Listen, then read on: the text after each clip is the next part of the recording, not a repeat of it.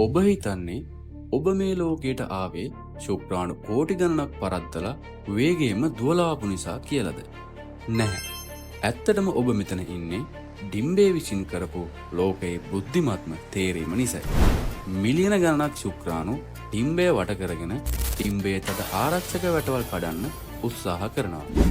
ඒ මුලින්ම යන අය කරන්නේ තමන්ගේ ජීවිතේ පූජා කරලා අනිත් අයට පාර කපන එකයි. හැබැයි පාර කැපුණා කියලා ඕනෑම කෙනෙක්ට ඇතුළට යන්න බෑ. ඩිම්බේ විසින් තමන්ට ගැළපෙනම DNA එක තියෙන ශුක්‍රාණු තෝරගන්න රසායනික පරීක්ෂණයක් කරනවා.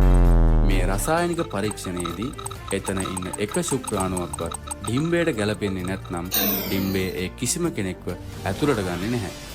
එතකොට සංසේචනයක් සිද්ධ වෙන්නේ නැහැ. ඩිම්බේ විසින් කරන මේ රසායනික පරීක්ෂණයේදී තමන්ට ගැළපෙනම DNA එක තියෙන ශුක්‍රාණුව හමු වුණොත් විතරක් ඩිම්බේ ඒ ශුක්‍රාණුවට ඇතුළට එන්න ඉඩ දෙනවා. අන්න ඒ ශුක්‍රාණුව ඇතුළු වුණු සැනින් ඩිම්බේ විසින් විද්‍යුත් පවුරක් හදලා අනිත් හැමෝම පන්නා දමනවා. ඉතින් ඔබ අද මේ ලෝකයේ ඉන්නේ ඩිම්බේ විසින් ඒ සුදුසුම ශුක්‍රාණුව තෝරගෙන ඒකට ඇතුළට එන්න ඉඩ දීලා ඔයාගේ විඥාණයට බැසගන්න තැනක් හදලා දීපු නිසායි. මේ ගැන ඔයා මොකද හිතන්නේ? කමෙන්ට් කරගෙන යන්න.